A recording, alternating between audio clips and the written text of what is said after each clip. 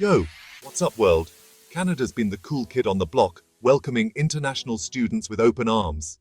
But hold up, things are changing, fam. Canada just dropped a bombshell. They're putting a cap on study permits. Yup, you heard that right. Fewer students allowed. Why the sudden change? Well, Canada's facing a housing crisis, my friends.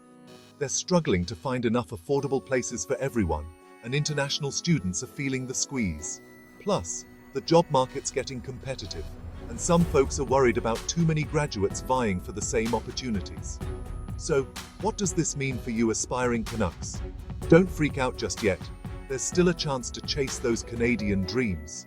But you gotta be strategic, my friends. This cap is a game changer, and you need to know the rules of the game. Let's break it down.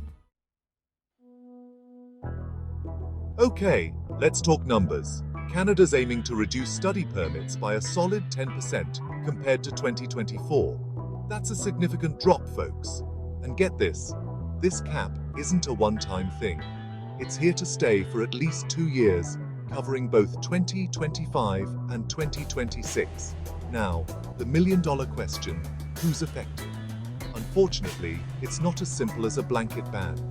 The government's being kind of vague about which programs will face the biggest cuts. But here's the popular programs in high-demand fields. Yeah, those are probably gonna be first on the chopping block. Think STEM fields, science, technology, engineering, math. Those are always hot. And let's not forget business programs.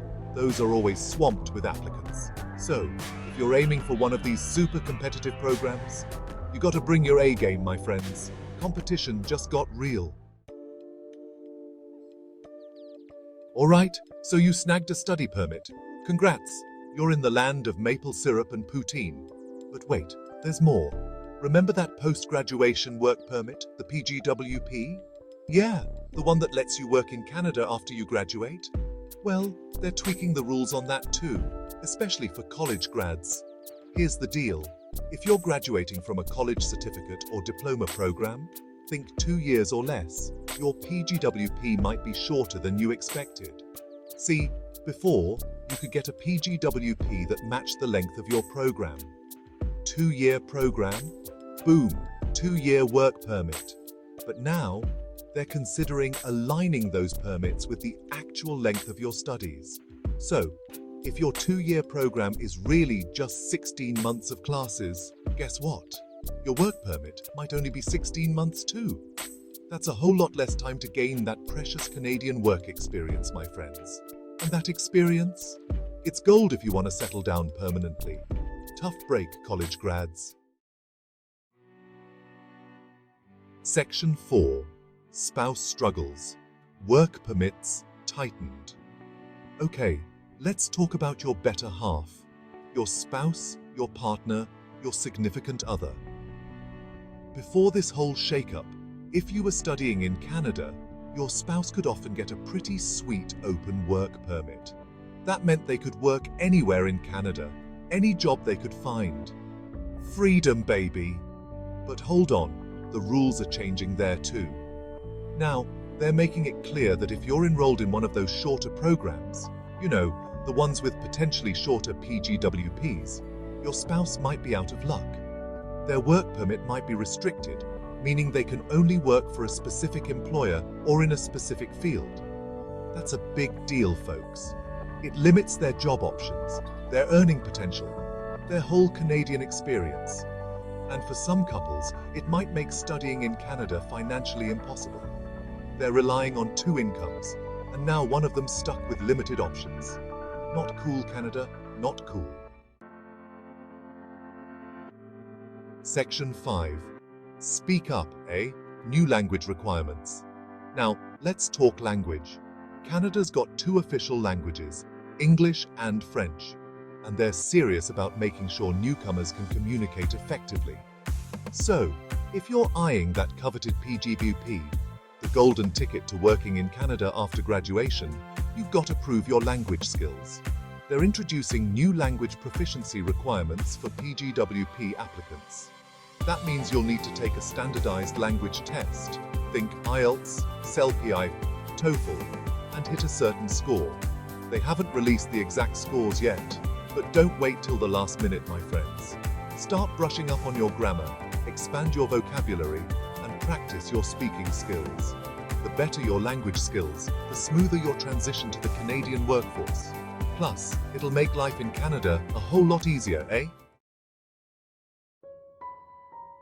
Section 6. What happens now?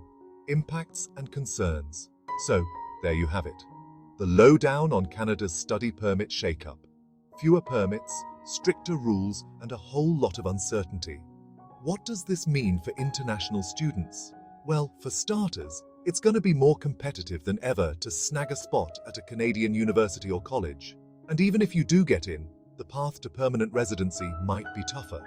Shorter work permits mean less time to gain that crucial Canadian work experience. And those stricter rules for spouses? They could discourage some couples from choosing Canada altogether. Now, the Canadian government says these changes are necessary to address housing shortages and ensure the long-term success of international students. But critics are worried these changes will make Canada less attractive to global talent. They argue that Canada needs immigrants to fill labor gaps and support economic growth. It's a delicate balancing act, folks. Section 7. Canada's Future Balancing Act. Look, Canada's still a great place to study. Top-notch education, multicultural society, stunning landscapes. It's got a lot to offer. But these new rules are a wake-up call. Canada's facing some real challenges, and they're making tough choices.